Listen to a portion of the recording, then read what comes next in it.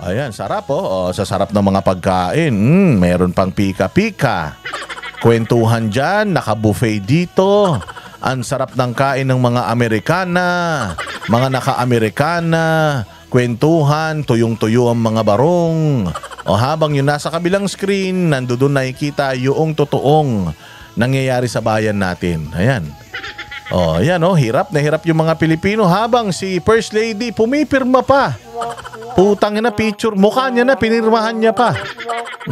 Sabi nga dito ni Mark Lopez, the elite in our government doing their extravagant thing while the rest of the country is reeling from the wrath of Mother Nature. Tone deafness in the highest degree. Tone deafness, ibig sabihin, buingi. Dancing to the beat with DJ Glenn on the mix. Marcos Bangag.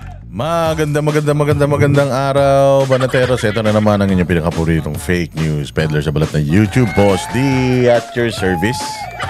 Another day, another uratan session. At pasasakitin na naman natin ang mga ulo at ay balong-balo ng puso, isip at kaluluwa ng lahat ng mga salot sa lipunan. Lahat ng mga magnanakaw, lahat ng mga mandarambong, sinungaling, lahat ng mga hayop, hudas, demonyo, satanas sa Pilipinas. Kamusta naman ang inyong mga buhay-buhay? Abay, wag na natin patagalin. Simulan na natin kagad ang ating mga naihandang balita.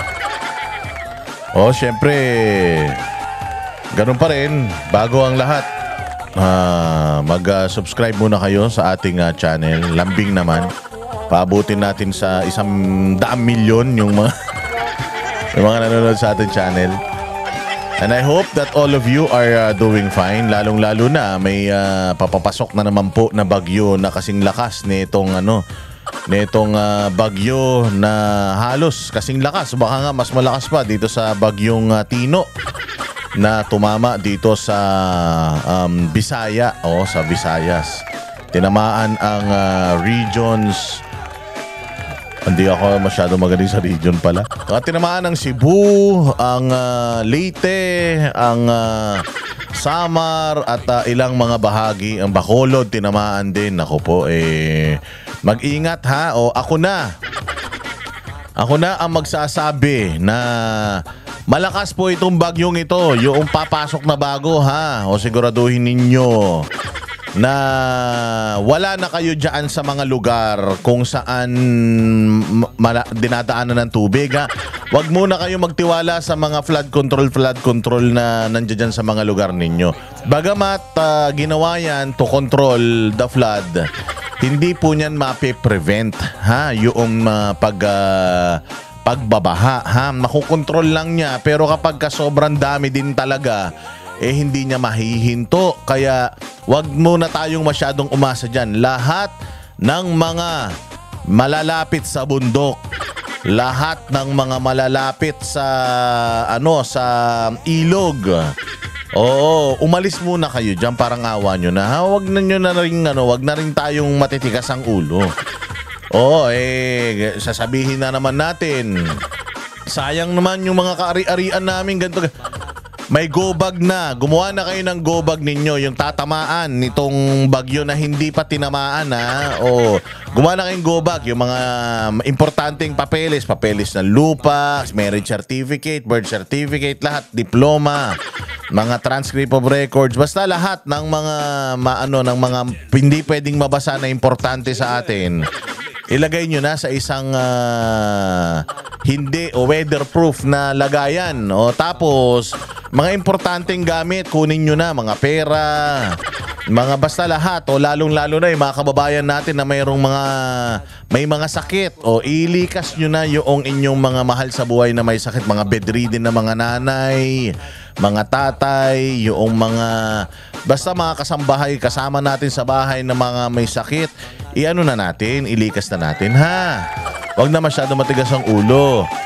Lalo na dyan sa mga landslide prone areas. Baka sabihin nyo na naman, nako, hindi pa kami nila landslide ever.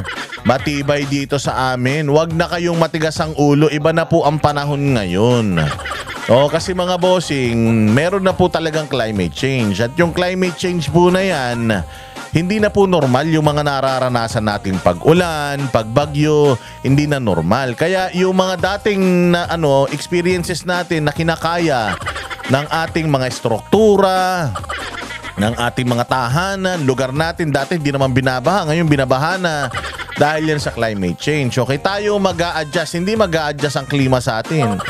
Tayo mag-a-adjust sa klima mga bossing ha. Kaya ito may sinasabing parating na bagyo. Alam nyo man sa mga sarili nyo, tatamaan kayo. So sa mga lugar na mga yan sa mga bundok, bulubundukin, mga ilog, alis na muna tayo ha. Ilak nyo na lang yung bahay nyo. Ilak nyo. Yung mga yung mga ari-arian, ibayaan nyo na muna yan dyan kasi importante, buhay kayo. Grabe itong nangyaring bagyo dyan sa may mga bossing. Itong bagyo nangyari dyan sa may bandang Cebu. Grabe, alam mo meron pa ako isang napanood na video, yung mga alaga niyang baboy. Siyempre, pag binili mo yung baboy, biik pa lang, ganyan pa lang eh. Tapos papakainin mo yun, palalakihin mo yun. Gawa ng siyempre dyan sa Cebu, lechon ng lechon is life dyan sa Cebu. So, inaano nila yan, pinalalaki nila yung mga baboy para paglilitsunin na, ililitsyon nila, ibebenta nila, magkakapera sila. Alam mo, ang sakit sa kalooban na maliit pa yung mga biik. Pinalaki mo yung mga biik tapos biglang nakikita mo, wala kang magawa, hindi mo sila masagip. Nalulunod sila sa baha, mga bossing. Grabe. Nakita ko yung iyak noong babae na na yung mga baboy, nakikita niya naglulundagan tapos kada lumulundag, inaanod ng ilog. Ang sakit ng iyak niya mga bossing. Sana lang nakikita yan ng pamahalaan. Sana nakikita ng gobyerno yung hirap ng mga tao na nasa ibabaw ng bubong, yung mga hirap ng mga kababayan natin na nililikas yung mga anak. Meron pa akong isang video na nakita mga bossing, di ko lang kasi maiano dito eh. Sinusuntok niya yung kisame, binutas niya yung kisame, sinakyat niya yung mga anak niya. Pagdating nila sa taas, sinisira naman niya yung bubong para makaakyat sila sa ibabaw ng bubong.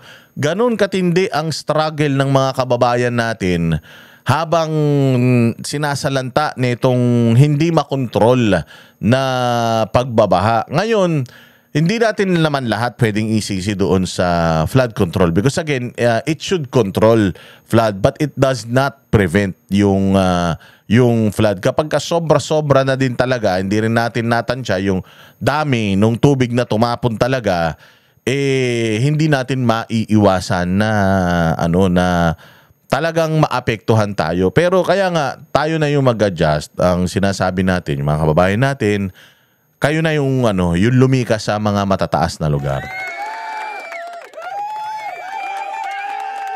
Sige, simulan na natin kagad mga bossing dito sa balita ng Hagupit na Tino. Gusto ko lang makita ninyo kung ano yung naging epekto nitong malupit na bagyo na ito para at least maintindihan ninyo kung ano yung ibig kong sabihin. Na kailangan tayo na mismo sa mga sarili natin, wag na nating iasa sa gobyerno kasi una sa lahat, hindi po equipped ang gobyerno. Mas handa po ang gobyerno sa gera sa China. Mas pinaghahandaan nila yung gera sa China kaysa sa mga malulupit na epekto nitong corruption. Sabi ko nga sa inyo, yung corruption kills, corruption destroys properties. So, wag na tayong umasa dahil mga magdanakaw yung mga nasa gobyerno, mga hayop yung mga nasa gobyerno, hindi na tayo dapat umasa sa mga sa mga maitutulong nila. Kung magtumulong sila, maraming salamat.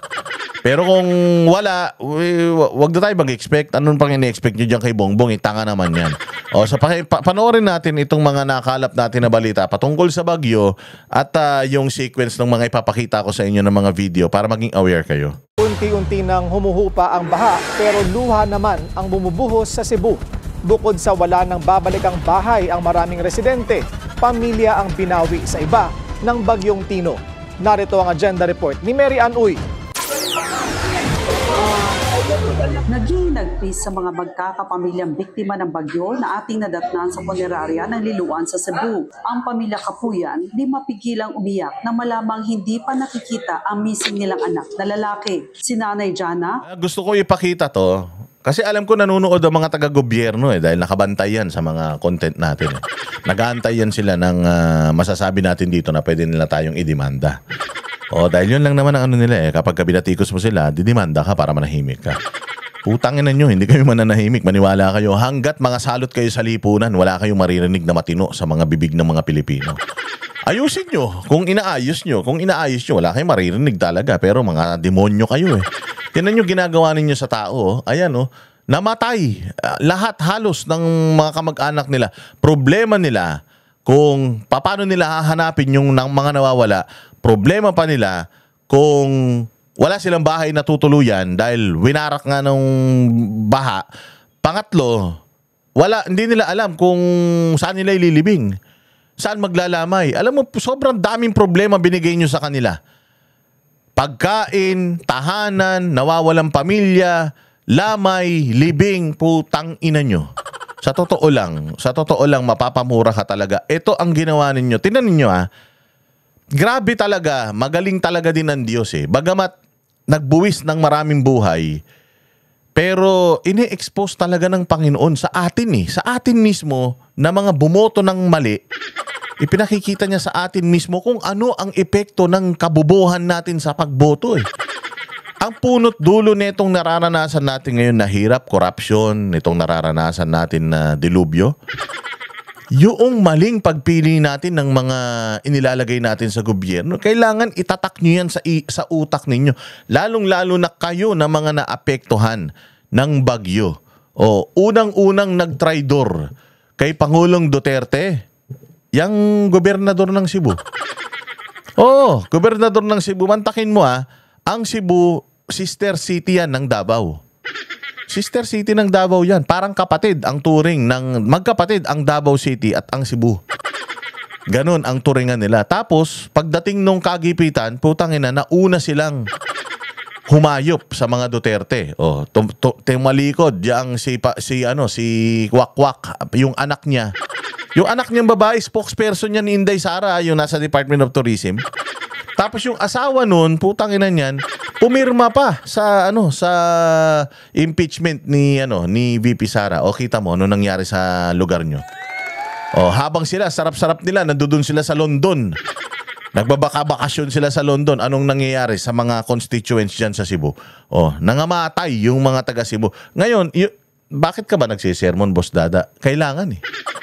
Kailangan kasi gusto na natin wakasan talaga itong mga ganitong mga pangyayari sa bayang Pilipinas. And makakapagwakas nito, tayo lang mga botante.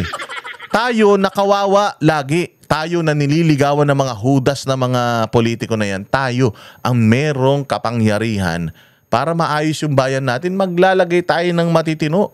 Sino ba yung mga matitino? Lahat ng Duterte. Lahat ng mga Duterte, nakadikit sa mga Duterte, sila Pastor Apollo Quiboloy, yan yung mga alam mong nagmamahal sa bayan na hindi ko maintindihan. Bakit mas pinipili ninyo yung mga mayayaman, mas pinipili ninyo yung mga elitista? Tingnan yung ginagawa sa bayan. Mamaya papakita ko sa inyo. Habang nalulunod kayo sa baha, anong ginagawa nila? Sige, diretso pa muna natin to. Humahagulhol tuwing may isip niya na wala na silang bahay at kanyang anak at apo. Missing pa ang kanyang isa pang anak na babae at asawa ng anak niyang buntis na namatay sa baha. Wala nang kaulian, wala nang balik. Kumuhaan na po pumakitan.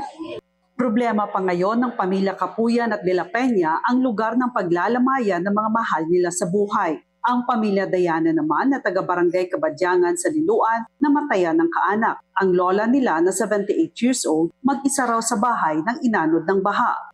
Siya raw sa iyahang balay. Then ang mga tawag to kay wala sila nagtahong na maglunok kay medyo layo-layo naman sila sa sapa. Si Tatay January nilakasan nila ang loob na tiningnan muli ang kanyang 7 taong gulang na anak.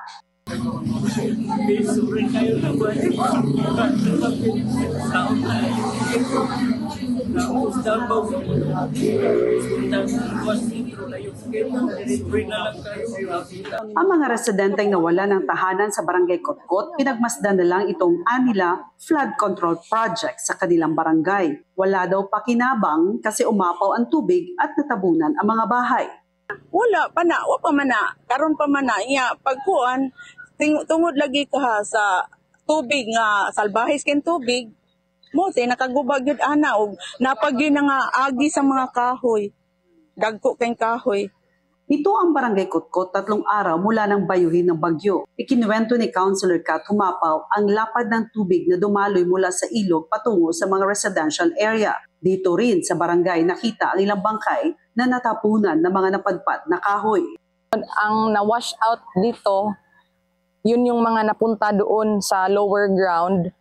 Mostly kasi the casualties nadala sa mga ganito, mga dahon, hinahanap pa sila. So na-cover up sila after being washed out. So that's why search and retrieval is still being done dito sa Liloan. Isang araw bago ang bagyo, inilipat ng ilang mga residente dito sa Sitio Ilaya sa Barangay Kotkot, dito sa Pilpilon Elementary School. Lahat ng mga evacuees nandoon sa taas, sa 3rd floor. Buti na lang at nasa taas ng school building ang mga evacuee dahil umabot hanggang 2nd floor ang baha. Karamihan sa mga evacuee ngayon nagrereklamo at nababagot. Lang kami signal, all communications were out, and our priority was to help the people, to save the people kung ano yung meron, sino yung matutulungan.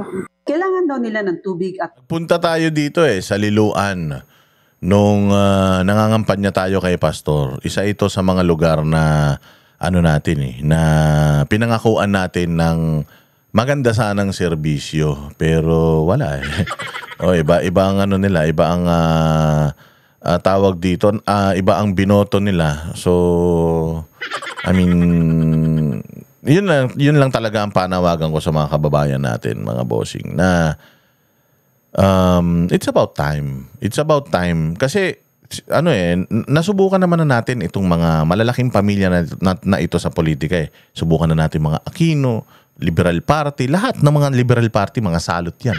Nasubukan na natin yung mga Aquino, nasubukan na natin yung mga loyalista, lahat ng mga Marcos, salot yan. Maniwala kayo, walang matino sa mga yan, salot lahat yan. Sabi ko nga sa inyo, mga ninuno niyan, mga kawatan na. Huwag nyo nang i-expect na magiging matinong mga leader yung mga hindi nakaranas ng hirap ang mga hayop na yan Hindi man nakaranas ng gutom, nakaranas ng yung walang makain, walang pambayad ng kuryente, hindi nakaranas, hindi talaga niyan alam kung papaano susolusyonan yung mga ganitong problema. Lalong-lalo na hindi man nakaranas ng baha ever tong mga hayop na ito. Oo, dahil ang tataas ng mga bahay niyan, yung mga bahay niyan nandoon sa mga lugar kung saan hindi talaga tatamaan ng baha. Oo, so ang ibig kong sabihin dito, mga bossing, ang ibig kong sabihin dito, may iwasan ito, or kahit na papaano hindi ganito kalaki yung magiging dagok sa buhay natin kung ang ilalagay natin ng mga tao matitino. Magaling ang Diyos kasi ine-expose niya yung mga substandard na projects ng gobyerno. Ine-expose talaga niya yung incompetence ni Bongbong Marcos, lalong-lalo na sa pag-handle ng mga ganitong situation. I remember talagang vividly yung sinabi ni Pangulong Duterte noon na sinabihan ko na kayo, weak leader yan, bahala kayo, pag yan nagnakaw ulit, sinabihan ko na kayo. True enough. Ayan ang nangyayari ngayon sa bayan natin. Gusto natin tumulong diyan sa mga nasalanta. Ayan, ito po yung isa sa mga talagang walang korupsyon na foundation sa Pilipinas, itong SMNI Foundation Incorporated. Yan po yung mga GCash accounts. Gusto po nating tumulong sa mga naapektuhan ng bagyo, ng pagbabaha, kahit na na mga kailangang maitulong sa bayang Pilipinas, mula mo sa cleanup drive hanggang tree planting activities. Dito po tayo tutulong kasi ito po sigurado makakarating sa lahat ng mga benepisyaryo mula unang sentimo hanggang pinakahuling sentimo. SMNI Foundation. Tutulong tayo dyan. Ang Barateros mag-pledge ng kanilang tulong para makarating doon sa mga kababayan natin na talagang apektado. At alam nyo naman ang SMNA Foundation, kapag tumulong yan sa mga kababayan natin, hindi basta-basta. Kapag tumulong yan sa mga kababayan natin, nag-relief operations yan, sigurado siksik-liglig, umaapaw, pansamantala, makakalimutan ng mga kababayan natin yung dagok sa kanilang buhay. Pero ito po, yung kanila, kasi may mga nagtatanong sa comment section sa nakaraan kong vlog kung saan daw sila magdo-donate. Ito, yung mga numbers, 099528491117 kay Marlon Rosete po yan. Yung 09177141-820 kay Hannah Jane Sancho po yan. I-ano nyo lang. Kasi hindi kaya ako sinasabi kung kanino to mga Gcash na to. Kasi baka marami nagsasabi, baka mamaya scam yan, boss. Baka mamaya yung mga numbers, hindi. Makikita nyo yan doon sa, sa Gcash, makikita nyo mismo kung kanino nyo pinadala. Pero doon sa mga nasa abroad kasi na gusto magpadala through bank, kailangan nila ng pangalan Kaya binibigay natin yung pangalan. Ayan so kung gusto lang ninyo, kung nakaluwag lang kayo. Oo. Ayan, sige, magpakita pa tayo ng balita tungkol sa bagyo, and then papakita ko yung iba pa nating mga balitang nakalap. Ayan, National State of Calamity ang buong Pilipinas actually, hindi lang ang Cebu. Ito, pakita natin. Pasok. State of Calamity ang buong Pilipinas. State of National Calamity pala. Sa pinsalang bagyong Tino at bilang paghahanda na rin sa paparating na bagyong Uwan. Umakyat na rin sa 114 ang nasawi. Nasa frontline ng balitang yan, Simon Gualvez. Actually, 114 nung kahapon 111 naging 114, pero ngayon daw nasa 160 and counting kasi madami pa daw pong mga hindi nakikita. Abot na daw tubig dito sa may... Nakapanlulumo ang pinsalang iniwan ng bagyong... Grabe, nakikita nyo man siguro sa screen, hindi ba? Kung grabe. Sinong may kasalanan nito? Okay, number 1, kalikasan talaga. Yung paniningil din ng kalikasan sa atin kasi wala na rin talagang pakundangan yung mga tingnan ninyo. Alam nyo, noong daw panahon ni Pangulong Duterte, wala na daw yung mga illegal loggers, wala na. Ngayon, tingnan mo nung panahon ni Pangulong Duterte, wala masyadong mga pagbaha, di ba? Wala masyadong mga ganitong nangyari. Maraming mga bagyo na dumaan, may mga lindol, may mga pagsabog ng bulkan, pero wala pong ganito yung devastation. Bakit? Kasi nung panahon ni Pangulong Duterte, yung pagmimina na-neutralize. Lalo na yung mga illegal minings, illegal logging, nung panahon ni Pangulong Duterte, natakot talaga lahat ng mga gumagawa ng illegal sa kalikasan. Mamaya may papakita ko sa inyong video tungkol dyan. Ngayon, tinan nyo, dito sa Cebu, ayon sa mga nakalap natin balita, alalaki daw ng mga puno na naging dahilan yung pagbangga-bangga nun doon sa mga river walls.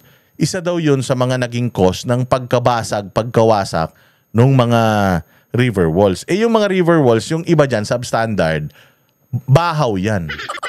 Buho yan. Ibig sabihin, walang laman yan sa loob. Structure lang yan. Pag nakita mo, maganda. Pero pag binartilyo mo yan, mabubutas yan. So yun ang naging problema. From the mountains, bumaba itong mga illegal na pinutol na mga troso. Binangga itong mga flood control project. Nasira. So ngayon, kinain ng tubig itong mga bahay na ito. Kasama po yan sa yung pag-abuso natin sa kalikasan, yung pagsingil sa atin ng kalikasan. Now, bakit meron na namang pag-aabuso sa kalikasan? Bumalik nga ang drugs Bumalik ang corruption. Babalik din yung mga illegal mining, babalik yung mga illegal logging, lahat ng illegal fishing. Kasi nga, itong mga nasa gobyerno, yung mga nasa taas, puro illegal ang ginagawa. What do you expect? Kung puro illegal ang ginagawa nung nasa taas, ibig sabihin corrupt yan. Kapag corrupt yung nasa taas, yung mga nasa ibaba niyan, mangungurap din yan. So lahat ng pwede nilang pagkakitaan para pantay-pantay sila uniform ng kanilang kakamkaman sa Pilipinas. Ayan na, maggagaan na yan sa permit, magpapalagay na yan.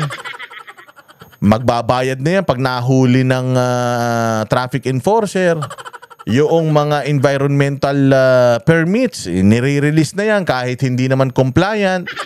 Yung mga yung mga checkpoint ng mga illegal logging, nalalagyan na ulit, nalalagyan na ng patong, ng tong.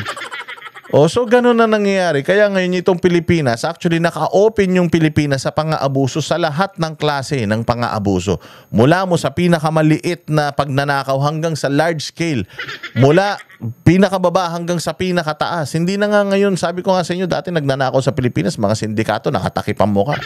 Ngayon yung mga magnanakaw sa Pilipinas, wala na, makakapal ang mukha. Tinitiktok pa yung mga pamumuhay nila na marangya. Ini-Instagram pa, mamaya ipapakita ko sa inyo. Sa Visayas, pinadapa ng bagyo ang buong lalawigan ng Cebu. Maraming bahay ang mga nasira, hindi rin nakaligtas at inanod din maging ang mga sasakyan. Maraming kalsada ang nalubog sa baha. Naminsala rin ng bagyo sa ibang probinsya gaya sa Leyte kung saan isang pantalan ang nasira. Pinadapa rin ng bagyo ang maraming bahay at gusali sa Eastern Samar. Dahil sa mga pinsalang yan, dulot ng bagyong Tino at isama pa ang banta ng isa pang paparating na bagyo na posibleng maging super typhoon, isinailalim na ni Pangulong Bongbong Marcos ang buong Pilipinas sa state of calamity. Base ito sa naging rekomendasyon ng National Disaster Risk Reduction and Management Council. Dahil dyan, mas mabilis na ang paglabas ng pondo ng iba't ibang ahensya para sa rehabilitasyon. There will be almost 10 regions, 10-12 regions that will be affected. So, pagka ganun karami, ganun ang scope, then we will really have to, then it is a national calamity. So that gives us quicker access to some of the emergency funds. Nagpatupad na rin. Yun ang nakakatakot. Yun ang nakakatakot. Meron na naman silang full access sa pondo. Alam mo, sa totoo lang, kung si Pangulong Duterte nagsasalita niyan, kumpiyansa ka eh. Pero ang nagsasalita si Bongbong. Yung pinsan, di umano magnanakaw. Si Zaldico, kasapakat nila, magnanakaw din. Yung nanay, magnanakaw. Yung tatay, magnanakaw. Tapos ang nagsasalita tungkol sa pondo, associated sa mga tao na yan. Kakabahan ka, di ba? Kakabahan ka. Mantakin mo trilyon. 1-point-something trillion na pera. Yung inactivate ngayong last quarter para dito sa mga trahedya. Tangina, baka kumita pa ang mga yan. Baka mamaya kurakutin nyo pa yan, ha? Visit talaga, no? Di ba? Alam mo yun? Alam mo, sabi ko nga sa inyo, itong mga nangyari ngayon, itong mga namatay na ito, itong mga naapektuhan ng baha na ito, alam nyo kung anong tawag dyan? Human rights violation yan. Crime against humanity. Yung nangyaring ganito ngayon, yung pagnanakaw nila sa flood control at dahil dun sa mga substandard na mga proyekto, ghost projects, maraming mga namatay na tao, crime against humanity yan. Si Pangulong Duterte, kita ninyo, nakakulong ngayon dahil sa di umanong peking crime against humanity na kaso niya. Anong tawag nyo dito? Ito ang matinding crime against humanity. Kasi, imbis na yung pera na pinaghihirapan ng taong bayan, buwan-buwan na ibayad na buwis, taon-taon kinukolekta, nangungutang pa sa ibang bansa, para sana yung taas ng buhay ng antas ng mga Pilipino, gagamitin yung pera na yan to protect them from any harm. Any harm, domestic or international, yung funds ng mga Pilipino should protect us para hindi tayo masaktan. Pero ang ginawa ng mga nasa pamahalaan, ninakaw itong pera na ito na supposedly puprotekta sa atin. Itong pera na para sa baha sana, makontrol ang baha, ay ninakaw nila, kinatkong nila, binulsa nila, na supposedly ang pera na yan to keep us dry sa mga ganitong pagkakataon, to keep us safe, to keep us warm. Ninakaw nila. At maraming namatay, bilyong-bilyong pamilya, halaga ng mga ari-arian ang nasira. May mga buhay na nawala. Sa totoo lang, ito ang totoong crime against humanity. Kaya sana sa Commission on Human Rights, kayo yung sana yung unang nakikita namin na hinahunting itong mga gumawa nitong proyekto na to, nagpondo ng proyektong ito, at yung mga nagnakaw sa mga proyektong ito. Kung talagang kayo ay champion ng human rights, dapat yan ang inaatupag nyo. Hindi nyo sana inaatupag yung Dolomite Beach. Walang namatay sa Dolomite Beach eh.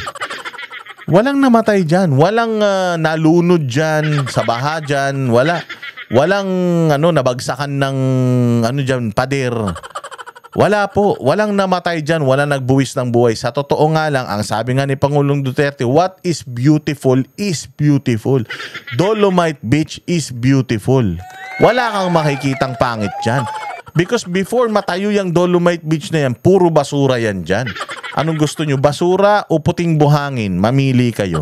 O pero sinong iniimbestigahan? Davao City. Sinong iniimbestigahan? Dolomite Beach. Putang ina.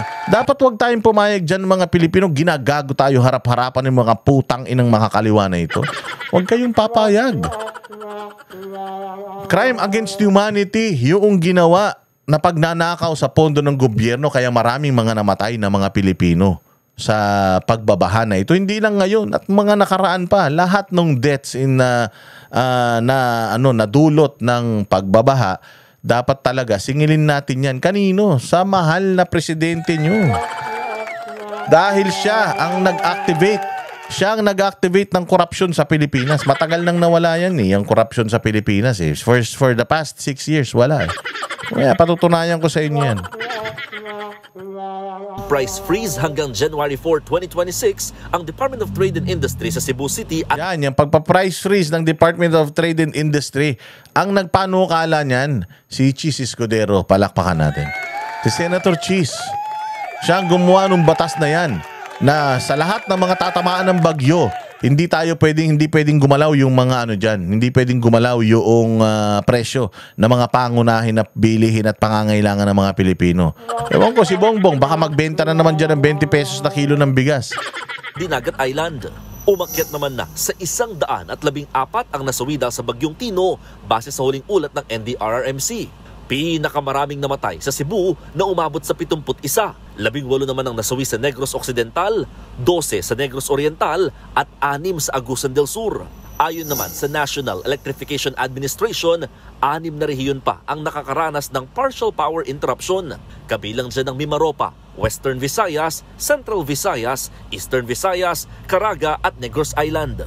Sa ngayon, nagbigay na ng 760 million pesos na financial assistance ang Office of the President sa mga apektadong lugar. 50 million pesos ang ilalaan dito sa Cebu. Tuloy-tuloy din ang pamimigay ng DSWD ng relief goods sa mga nasalanta ng bagyo. Yan ay kahit malaking pagsubok ang paghatid ng tulong sa mga na-isolate na lugar.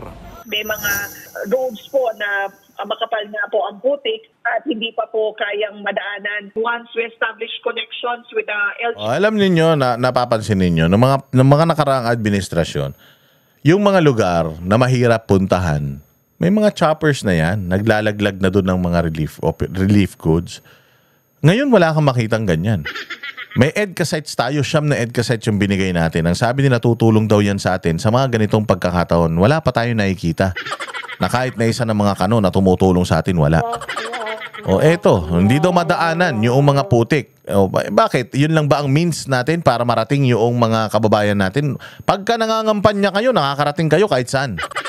Kapag nanloloko kayo ng mga Pilipino, nambubudol kayo pagka-eleksyon, putang ina nyo, kahit sa kabundukan, nakakarating kayo, walang kahirap-hirap. Tapos ngayon, pagka ganito, mayroon kayong dahilan. Hindi nyo marating kasi putikan, ganito, ganyan. O, kung di nyo madaanan sa ibaba, didaan nyo sa taas. Ang ina nyo. Mga bobo. Ang gagaling ninyo, pag magnanakaw kayo, wala kayong pinipili. Pag nangungulimbat kayo, putang ina, kahit anong oras, kahit anong batas na nagbabawal mangulimbat, nakakapangulimbat. Pero kapag tutulong na, puta, marami ng dahilan. Hindi na makapagdala, putik dito, putik dyan, maraming punong na putol. Putang ina nyo, 3 araw na nakalipas. Ba't hindi nyo pa naaayos yan? Ina nyo, ang yayabang ninyo. Ang ganda-ganda ng Pilipinas sa pagyayabang ninyo. Pero pag kayo kailangan na yung tulong nyo, wala na. Hindi madaanan. O di sa ibabaw natin padaan. Di madaan sa ilalim eh. Itong mga to, puro kayo dahilan. O, pagka kampanyahan, pucha, lahat na ipinapangako. Pati trono ni Satanas, ipinangako nyo na sa tao. Pati buwan at araw, ibibigay ninyo. Tapos kapag kailangan kayo ng tao, wala na. Sila mag-a-adjust. Ay agad po tayo na magpapahatid ng tulong. As of 6 a.m. this morning. Oh, di ba? Oh, yan yung ano natin. Oh, ngayon, ito yung mga kumakalat na balita ngayon, mga bossing ha. May mga kumakalat na balita ngayon na itong itong tawag diyan. Yung daw mga pagbabaha sa Pilipinas. Yung mga pagbabaha daw ngayon diyan sa Cebu. Pinapalabas na naman nila, nakasalanan na naman. Kasalanan na naman ng Dolomite daw, yung Dolomite Beach. Putang ina nyo talaga. Yung Dolomite, yung pagmimina ng Dolomite sa Cebu, putya 1980s pa. Yung pinagkuhanan natin ng Dolomite na buhangin na inilagay doon sa Dolomite Beach, 1980 pa, nagmimina na ng Dolomite yun. Doon lang tayo umorder para ilagay doon sa Manila Bay. Gaano ba kahaba yung sa Manila Bay? Sa tingin ba ninyo yung buhangin na nilagay sa Manila Bay gagastos ng isang buong bundok ng Dolomite yun? Ilang lang yun, ilang meters lang yung beach front na yun. At saka ilang truck lang na Dolomite yung Dolomite sand yung inilagay doon. Tapos sinisisi, ito putang ina, lahat na lang sinisisi nyo sa Duterte. Puro kayo Duterte. Nangyari ngayong panahon ni Bongbong Marcos yung corruption. Ngayong panahon ni Bongbong Marcos nangamatay yung mga kababayan natin. Tapos putang ina niyan. Sinasabi ninyo na lumala daw mga bossing yung yung pagmimina. Yung mga illegal logger daw. Daw yan? Lumala daw yan noong panahon ni Pangulong Duterte. Oh. Si Duterte na naman sinisisi dito sa Cebu. Natatawa talaga ako dun sa Dolomite. Oh. Sabi nila na hindi kaya dahil sa Dolomite mining sa Cebu kaya na binaha itong Cebu. Kasi nga, kaya nila sinasabi na yung Dolomite, yung nagpabaha, yung mining ng Dolomite nagpabaha. Dahil nga iniimbestigahan yung Dolomite Beach, sabi ko sa inyo, yung mainstream media, tsaka NPA, pati mga komunista, mga kaliwa, magkakasapakat yan eh. Para sirain lang yung mga Duterte. Nangyari yung kamatayan ngayong panahon, isisisi na naman sa nakaraan. 1980s pa, minimina na yung Dolomite Beach kung saan kinuha, Dolomite Beach. Yung Dolomite mining kung saan kinuha yung nilagay doon sa Dolomite Beach. Hindi yun minina dahil lang dyan sa Dolomite Beach. Napaka-konting buhangin lang na Dolomite yung na inilagay dyan. Sa sa Baywalk na yan. Para mag-cause ng ganito karaming baha, Diyos mio. 1980s pa, wala pa po sa national government si Bongbong, nung 1980. Ako nga hindi pa ako buhay niyan eh. So sinisisi na naman nila. Ito ang ginawa ni Pangulong Duterte sa environment nung panahon niya. Now, you were very vocal about your stand in all the interviews. President Duterte has said he supported you, but he never gave out his government or his own administration's policy on mining. He never spoke of it. Well, did he tell you what he wanted?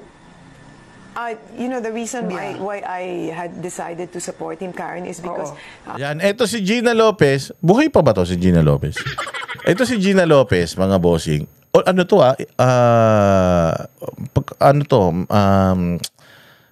Yung mga elite, kasama ito sa mga elite ng Pilipinas.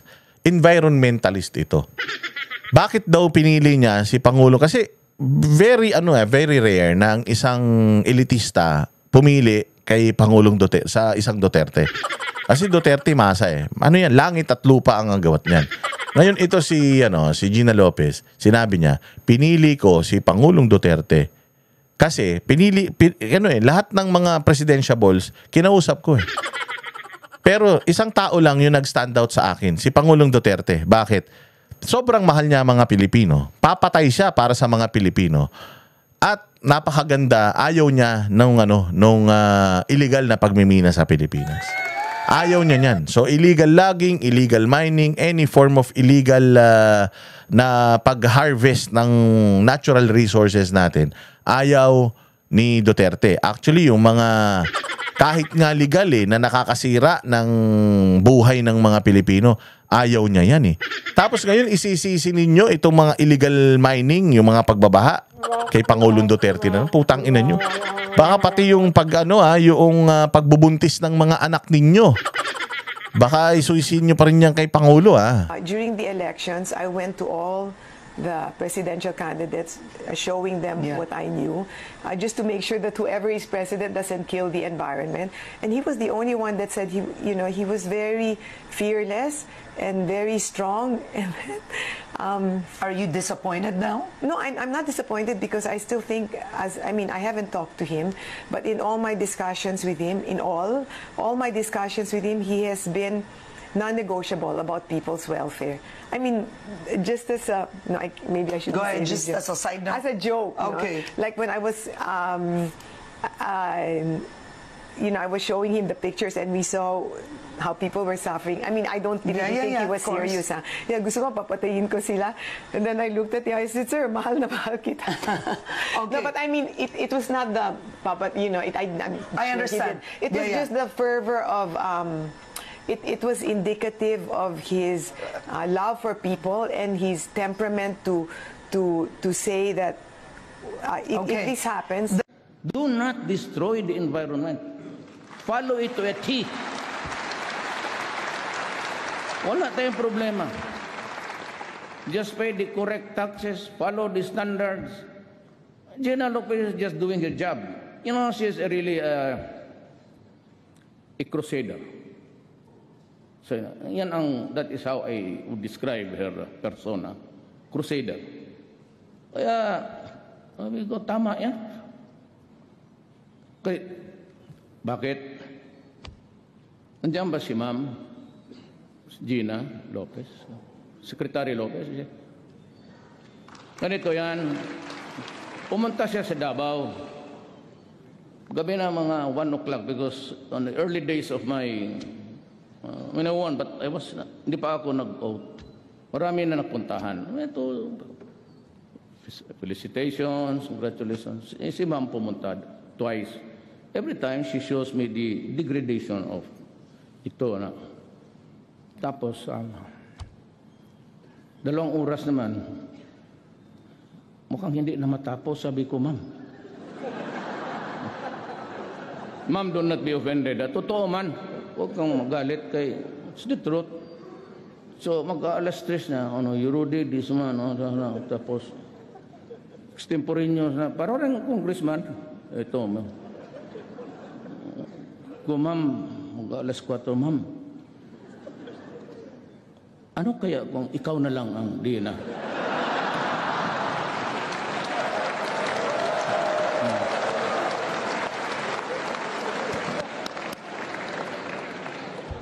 Bigla rin siya nagsagot ka, totoo ka?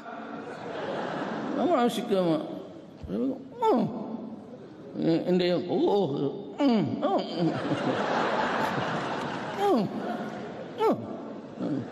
Siya, I will ask I'll consult my family and ask my, nila. Following day, tawag siya kay may 8 Kibong. Sinabong, okay na, tinanggap na. Sabi ng pamilya ko, okay na. Sabi ko, ay, bantay kayo lahat. But I would not be appointing somebody who's alien to my thinking. I would take in somebody who shares my horizons in life. Especially yung degradation ng tama yan, she's a crusader and she will continue. And dito naman lagay is... Yan. So dito, may pinakita ko lang dito sa video na ito na si Pangulong Duterte in terms of, hindi lang peace and order. Pero alam mo, yung peace and order, malawak talaga ang, ang saklaw niyan. Hindi lang yung peace and order sa kalsada, lahat, peace and order sa environment, peace and order sa corruption, peace and basta marami ang saklaw ng peace and order at yan ang chinampion talaga ni Pangulong Duterte. And yes, nakakulong siya because of that. I don't think si Pangulong Duterte nagsisisi siya dahil yung nangyari ito sa kanya. Pero feeling ko, alam niya na if gumawa talaga siya ng bagay para sa bayan niya na matuwid, alam niya talaga na mangyayari sa kanya yan na itong mas marami kasi talaga yung hindi matuwid kaysa sa matuwid eh. At kapag kaya mga hindi matuwid, yung mga hindi matuwid, mararaming pera yan. Lahat ng mga hindi matuwid, maraming pera yan. Lalo na yung mga pera niyan galing sa kasamaan.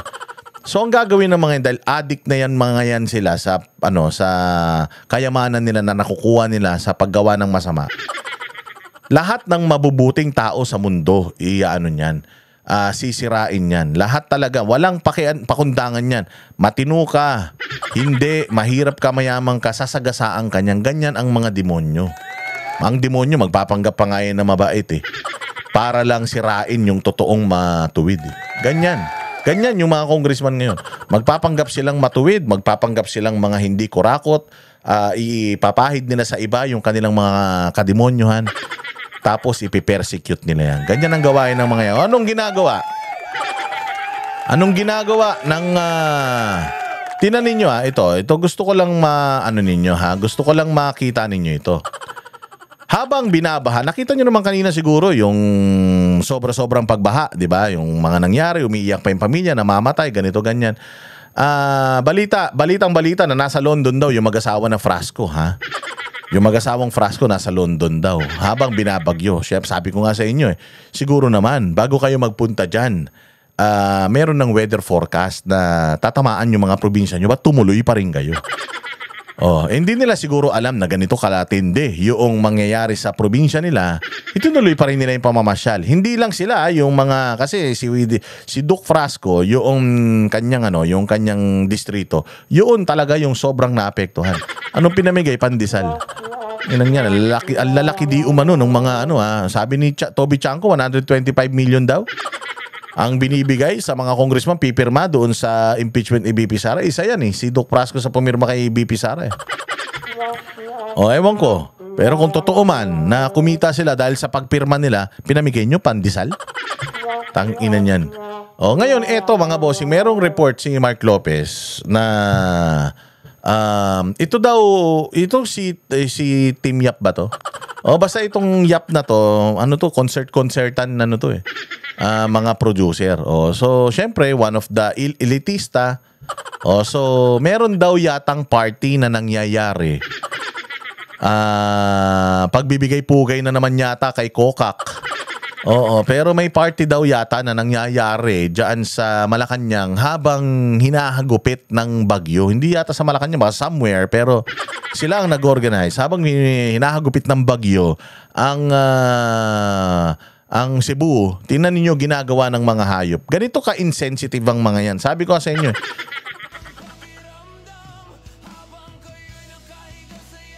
Ayan IG story niya, 11/6/2025.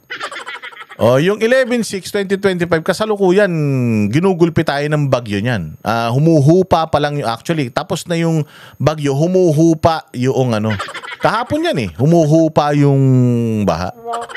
At nakikita na natin yung devastation. Nakikita natin, naglulutangan yung mga kotse, warak yung mga bahay, inaanod yung mga bahay, inaanod yung mga tao, mga mahayop, lahat sinira ari-ariya. Tingnan ninyo kung anong ginagawa nitong mga ito. Ayan, sarap sa sarap ng mga pagkain. Meron pang pika-pika. Kwentuhan dyan, naka-buffet dito. Ang sarap ng kain ng mga Amerikana, mga naka-Amerikana, kwentuhan, tuyong-tuyo ang mga barong. Habang yun nasa kabilang screen, nandoon nakikita yung totoong nangyayari sa bayan natin. Ayan. Ayan hirap na hirap yung mga Pilipino habang si First Lady pumipirma pa. Putang na picture, mukha niya na, pinirmahan niya pa. Sabi nga dito ni Mark Lopez, the elite in our government doing their extravagant thing while the rest of the country is reeling from the wrath of Mother Nature. Tone deafness in the highest degree. Tone deafness, ibig sabihin, buingi. Walang pakiramdam, putang ina. Kung ito siguro ang kapi ng mga to, anesthesia. Walang nararamdaman ng mga hayop habang naghihirap yung mga kababayan nila sa labas ng mga buwaka ng mga mansyon nila Sila, ayan, ang smile, pirmahan, kain, dito, pera ng pamahalaan yan. Pera ng gobyerno yan. Utang ina niyan. Hindi natin pwedeng sabihin hindi pera ng gobyerno. Mga taga-gobyerno man to. Si Lisa Marcos, asawa niyan, presidente. So, kung nangyayari to inside Malacanang, hindi natin alam kung saan nangyayari to. But if this is happening inside Malacanang, putang ina, pera ng gobyerno. Bawat hangin na nilalanghap nila dyan, kuryente na ginagamit nila, tubig na iniinom nila, galing yan sa mamamayang Pilipino. Ano nararanasan ng mamamayang Pilipino habang nagpapakasarap tong mga to? Ayan mga nakahiga sa lapag, binaanod yung mga bahay nila, lahat ng pinaghirapan nila mula bata sila hanggang tumanda, ari-arian nila, wala na wash out lahat habang etong mga elitista sarap buhay. Kaya saan ka kumukuha ng kapal ng mukha mga yan?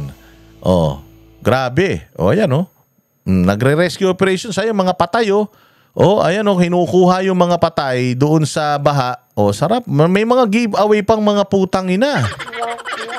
Meron pang giveaway. Ang sarap. Sige, lunukin nyo pera ng taong bayan. Bigyan nyo ng award. Palakpakan nyo.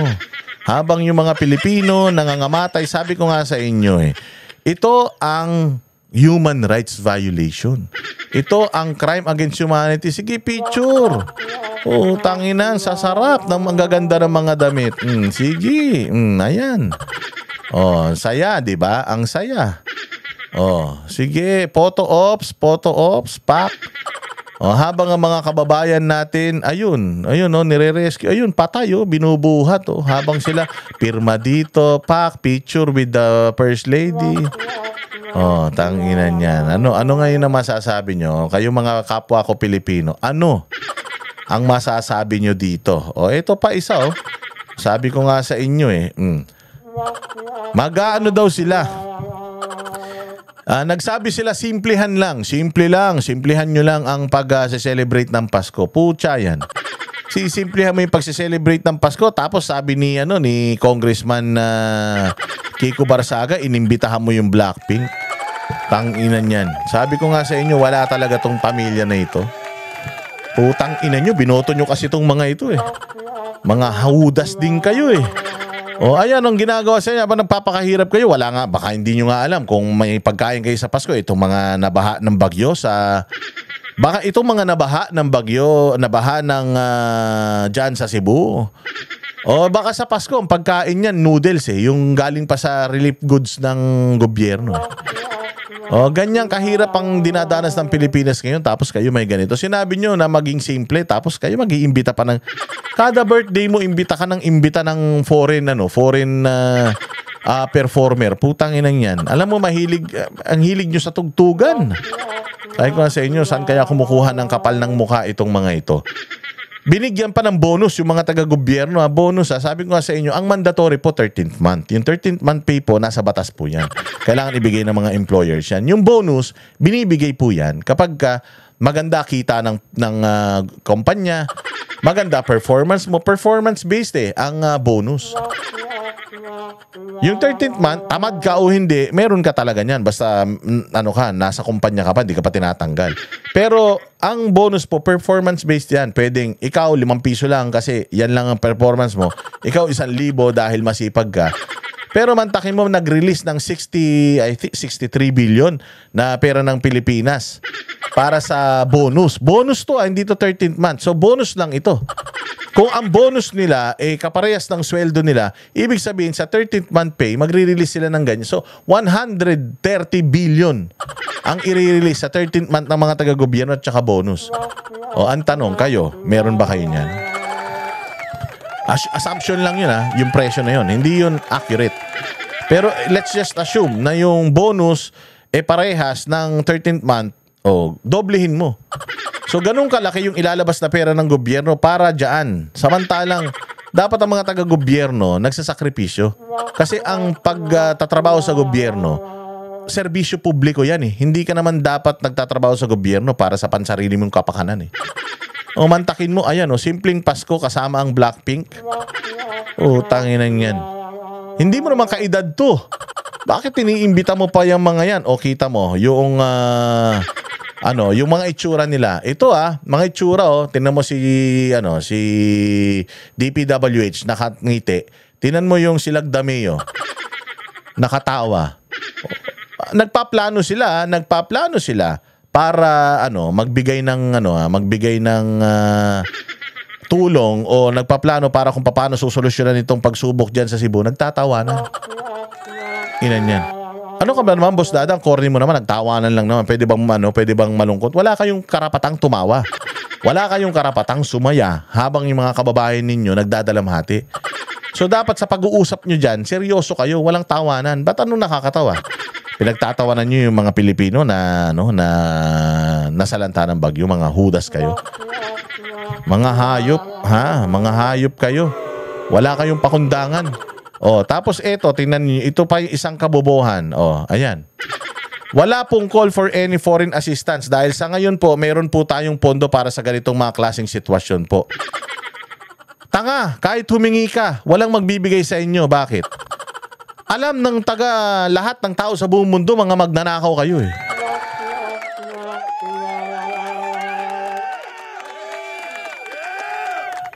Alam lahat yan ng buong Pilipinas, magnanakaw kayo. So kahit lalong-lalo nang alam yan ng ibang bansa, tinan ninyo, walang foreign aid na dumadating sa atin. Alam nila, nanakawin lang yan eh. Alam nila nung panahon ni Yolanda, nasira yan eh. Yung mga aid na yan, nabulok nga lang, di ba, nung Yolanda. Kaya ngayon, sasabihin ng mga ibang bansa, nako, may masamang nangyari na naman sa Pilipinas. Magbibigay ba tayo? Siguro dumiretso na lang tayo tumulong doon. Kasi ibibigay natin yan sa gobyerno ng Pilipinas. Putang ina, mga kawatan yan eh. Kaya nga may mga ganyang nangyari sa Pilipinas dahil sa corruption sa Pilipinas eh. So gusto natin tulungan yung mga tao na biktima ng corruption nila. Hindi parang kinonsinti natin yung corruption nila. Hindi ba? Yan ang nangyayari ngayon sa bayan natin Pilipinas. Wala na pong mga foreign aid na dumarating sa atin dahil alam nila na ibubulsa lang yan ng mga Pilipino. Panahon ni Pangulong Duterte, ginamit nga yung foreign aid sa Pilipinas para hawakan si Pangulong Duterte sa legi. Sabi kay Pangulong Duterte, pag hindi mo tinigil yung war on drugs mo, hindi na kami magbibigay ng tulong sa inyo pag may bagyo. Alam mo, sabi ni Duterte, fuck you. Tanginan nyo. Sa inyo na yan. Wala akong pakialam. Ang Pilipinas mayaman kung hindi lang magnanakaw. Tinan mo nung panahon ni Pangulong Duterte, ang daming mga dumating na problema. Ang daming mga, may mga gera pa. Kalaban ng maute. Kita ninyo, meron tayong aid na natanggap. Wala masyado. Meron man siguro, pero wala masyado. Hindi katulad ng mga nakaraang panahon na parang nagsosolicit pa tayo. Panahon ni Pangulong Duterte, hindi, iniraos niya yan lahat sa pera lang ng taong bayan. Nagka-problema tayo nun. Nahirapan tayo, nangamatay tayo nun. Nagkaroon pa ng COVID nun, nairaos naman tayo lahat. Di ba? Mga loko-loko kayo eh. Ito pa isang ibabalita natin bago tayo magtapos. Ayan. Meron daw death threat. May death threat daw si Zaldico. Sige nga. Nakakatanggap daw ng death threat ang sangkot sa flood control scandal na si Zaldico, kaya ayaw niyang umuwi ng Pilipinas. Nakakatanggap daw si Zaldico ng death threat. Utang ina niyan. So ibig sabihin, kung may death threat si Zaldico, may amo siya. Kasi tingnan mo kung si Zaldico ang amo, siya na yung pinakataas. Sana ang nakakatanggap ng death threat yung mga nagtuturo sa kanya. Papaanong? Kasi parang ang pinalalabas ng pamahalaan natin, si Zaldico, ginawa niya to mag-isa wala siyang amo Si Zaldico lang ang may kasalanan Parang paano nagkakaroon si Zaldico ng death threat? Kung siya ang pinuno ng sindikato ng pagnanakaw sa Pilipinas. Makakatanggap ka lang ng death threat kapag merong mga tao sa taas mo na pwedeng ituro mo kapag nahuli ka. So ito ay, sabi ko nga sa inyo si Zaldico, indirectly, sinasabi niya na may amo siya. Yung abogado niya nagsasabi na may death threat siya. Sinong papatay sa kanya? Sinong papatay sa'yo? Sabi nila, hindi mo amo si Romualdez. Hindi mo amo si Bongbong. Sinong amo mo? Alam nga naman, amo mo si Donald Trump. Di naman pwedeng sangkot si Donald Trump sa pagnanakaw sa Pilipinas. So, ibig sabihin, the fact na may death threat etong si Zaldico, meron pang tao sa ibabaw niya na pwedeng magpapatay sa kanya. Because kung siya yung nasa ibabaw, wala nang magpapapatay sa kanya. Hindi magdedelikado ang buhay niya kung siya ang kung siya ang pinuno. Ngayon sasabihin nila, hindi ang gustong pumatay sa kanya yung mga apektado ng pagnanakaw niya, yung mga nababaha na yan, nababagyo. Yan yung gustong pumatay sa kanya. Uy, sa totoo lang. Kung ganun ang usapan, ang magbibigay ng death threat yung mga Pilipino, putyang inang gustong ang gusto ng mga yan, pinananalangin ng mga yan na hindi na huminga mamayang gabi, sigurado ko yung nasa Malacanang. Kasi pinayagan ng Malacanang eh. Pinirmahan ng taga Malacanang yung pondo eh. Pinayagan ng Malacanang eh. Yung corruption na nangyari ng 2025 eh. O hindi ba? Logically, di ba, kung ikaw ay magnanakaw, may amo ka. Kung wala kang amo, kung ikaw ang amo, ikaw ang papatay doon sa mga nasa baba mo para hindi ka madamay. Di ba yung tawag dyan yung cleansing nila? Loose end ka. Kung ikaw ay loose end, papapatay kita para hindi na pumunta sa akin. Ngayon ganito yan. Si Zaldico, ang tinuturo nila. Umiliit na mundo ni Zaldico, napipressure na rin si Zaldico. Dahil inilaglag nila si Zaldico, itong si Zaldico, kahit anong mangyari, yung mga amo niyan, yung amo niya na magpinsan, hindi na yan siya papayagan na umuwi sa Pilipinas. Bakit? Pag umuwi ito ng Pilipinas, nakuha ito, hindi nila kontrolado kung gaano ba katibay ang bayag nito. Baka 3 araw pa lang magsalita na yan kung sino talaga yung mga totoong amo niya.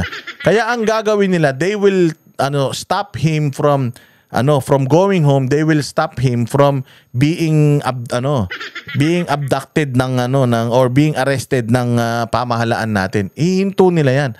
At kung talagang hindi nila yan mapipigilan, katulad din kay Inday Sara, gagawin nila impeachment. Pagka walang impeachment, plunder. Pagka wala talaga yan, hindi gumana yan, papatayin na nila si Inday Sara para hindi nila makalaban sa 2028. Ganon din dito kay Zaldico. Kapag hindi na nila kayang pigilan yung pagkahuli kay Zaldico, dediduin nila yan. Hoy Zaldico, maniwala ka. Alam ko hindi ikaw ang amo. Kaya ka nga may death threat eh. Kaya nga takot kang umuwi kasi mamamatay ka kasi alam mo may magpapapatay sa'yo. At ang magpapapatay sa'yo, hindi naman taong bayan. Wala namang kapasidad yung taong bayan para magbayad ng tao para pumatay. Ninakaw nyo na nga lahat ng pera. Ang may capacity lang magpapatay sa'yo yung mga amo mo. Dahil marami ka nalalaman tungkol sa kanila dahil iniiwas nila sa kanila yung issue, kaya ikaw ang isasakripisyo nila. Bahala ka. Kung magtatahimik-tahimik, kung ako sa'yo, gumawa ka na ng video confession mo, para if something happens to you, ipakalat na yung mga video na yan. Ganun lang yun. Ako, naniniwala ako, kawatan talaga ito. At naniniwala ako, lalo, na may amo ito. Hindi niya kayang gawin mag-isa, itsura niyan. Hindi niyan kayang gumawa ng ganung kalaking krimen kung hindi siya tuturuan nung mga sanay sa krimen na pagnanakaw. Sino ba sanay magnakaw sa Pilipinas? Yung pamilya Marcos. Di umano Hindi ako nagsabi niyan. Hindi. Kasi paano mo masasabihin hindi magnanakaw mga yan? Si Marcos Sr. magnanakaw daw. Si Imelda, guilty yan sa Sandigang Bayan. Hindi ba? So, paano yan? Si Romualdez, kita mo naman, sumobra na yaman ngayon. Saan ka naman makakita? Iilan lang ang anak niya. Pero more than 10 yata ang bahay niya sa Forbes Park. Daan-daan milyon ang halaga ng property dyan. Saan niya kinuha yan? Parang ang lumalabas, mas mayaman pa siya kaysa kay Bongbong Marcos. Samantalang yung tatay ni Bongbong yung pinakamaraming ninakaw, paano mas mayaman pa siya dyan? Politiko lang din man yan sa Leyte. Hindi naman sobrang yaman ng Leyte. Di ba? Ayon po yan sa kanyang abogado na sinabi ring wala siyang pag-aaring mga air assets. Nasa frontline na balitang yan si Camille Samonte. Sa kauna-unahang pagkakataon, humarap sa media ang abogado ng sangkot sa flood control scandal na si dating Ako Bicol Representative Zaldico. Pero ayon kay Attorney Ruy Rondain, maging siya, hindi niya alam kung nasaan si Ko. Sa telepono lang daw sila nagkakausap. I do not know where he is because I never asked him where he is. Kung nag-uusap kayo sa telepono, anong area code? Anong country code? Sabihin mo. Siyempre, pag tumawag yun sa cellphone mo, makikita. Hindi naman siguro sa handset mag-uusap niyan. Hindi naman secured yung handset. So kahit pa paano sa cellphone kayo, may area code yun, may country code yun. Sabihin mo kung anong country code para malaman kung nasan. Sinungaling din eh. It's not relevant for his defense. And I never asked because I don't want to have to lie to any of you when you ask me. Gate ni Atty. Rondain, hindi raw nagtatago si Ko. Natatakot lang daw siya umuwi ng Pilipinas. He's deathly afraid of coming home because may serious threats to his life. One half of the country wants to throw him in jail and throw away the key. The other half wants to string him up by the nearest tree. Would you come home under those circumstances? Isa si Ko sa mga inirekomenda. Bakit? So dito sinasabi niya, yung taong bayan daw gusto magpapatay sa kanya. Hindi, gusto ng taong bayan malaman sino amo niya. Gusto ng taong bayan isoli nila yung ninakaw nila. No, ayaw namin mamatay yan. Ang aga naman. Gusto namin maghirap yan. Gusto namin mabulok yan sa kulungan. Gusto namin maputulan ng paa. Dahil sa sobrang dami ng ninakaw nila, baka masyado na sila maraming kinain tsokolate, mag-diabetes ang mga yan. Gusto namin maghirap ang mga yan, hindi namin gustong mamatay kagad dyan. So ang Pilipino, kung capable ang mga Pilipino pumatay ng mga magnanakaw sa Pilipinas, hindi patay na sana yung magpinsan na yan. Hindi kami ganun. Ang gusto lang talaga namin, due process, tsaka malaman, paano nyo ninakaw, saan nyo dinala, sino mga kasapakat nyo, yun lang gusto ng taong bayan. Death threat. Ang papatay dyan, yung mga kakutsaba niya. Kaya nga sabi ko sa inyo, the fact na pinalutang niyo yung banta sa buhay niya, ang nagbabanta lang sa buhay niyan, yung mga kakutsaba niya na ayaw madamay, ayaw mapangalanan sa issue na to. Kasi mahinang tao to si Zaldico. Pag ito si Zaldico, napauwi ng Pilipinas, maniwala kayo, ikakanta niyan lahat. At yun ang iiwasan nila. Kaya nga mas dibali ng mamatay ito kasi a dead man cannot talk.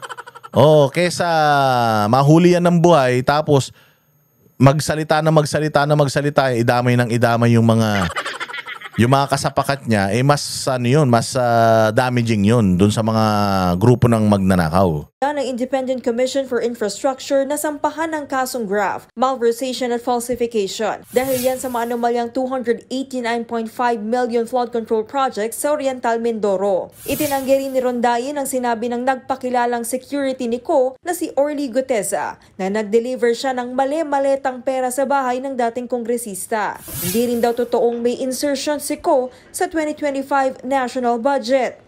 Huwag naman chismis, huwag naman speculation because hindi... Lahat nga kayo chismis. Sa mga Duterte, puro nga kayo chismis eh. Tapos kapag sa inyo na walang chismis, walang speculation. Yan ang justice ni Department of Justice Secretary Remulla tsaka ombudsman na ngayon eh. Chismis justice yan eh. Hindi naman yan sa facts eh. Tsaka sir naman. Huwag niyo gawing tangan yung tao. Siya ang head ng General Appropriations. Siya ang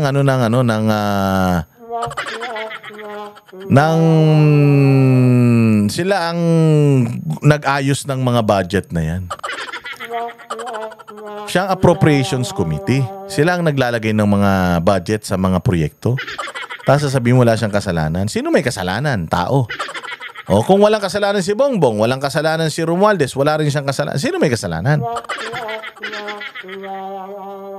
Diba? Hindi naman gagalaw yung mga taga-DPWH na yan kung walang go signal nung mga... At yung mga congressman na yan, hindi naman yan kikilos. May tatay yung mga congressman na yan eh.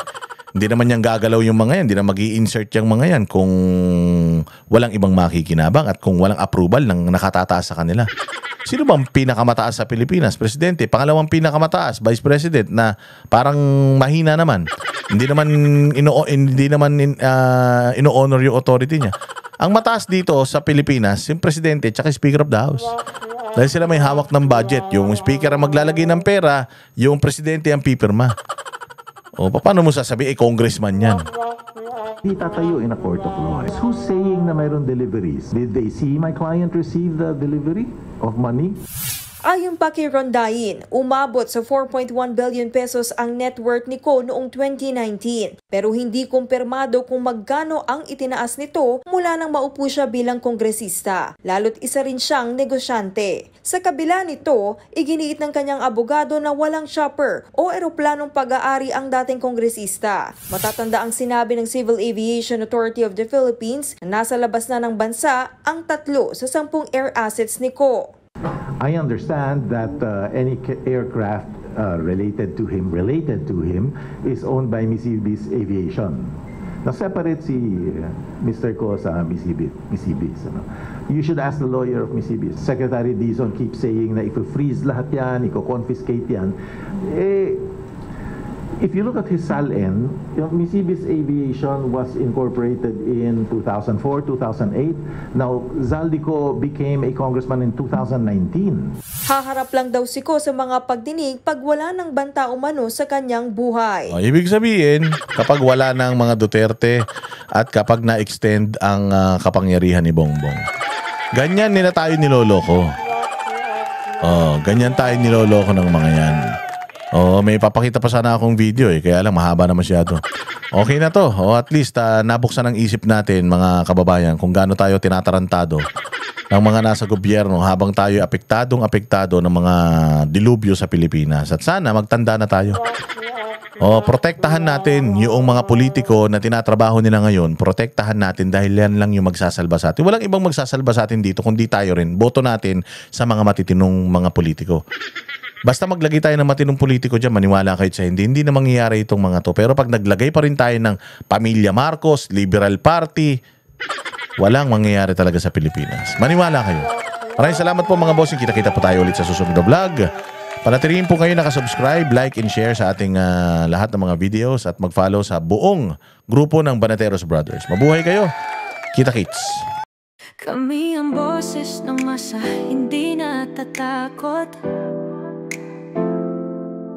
Katotohanan lang, di kami nalulunod.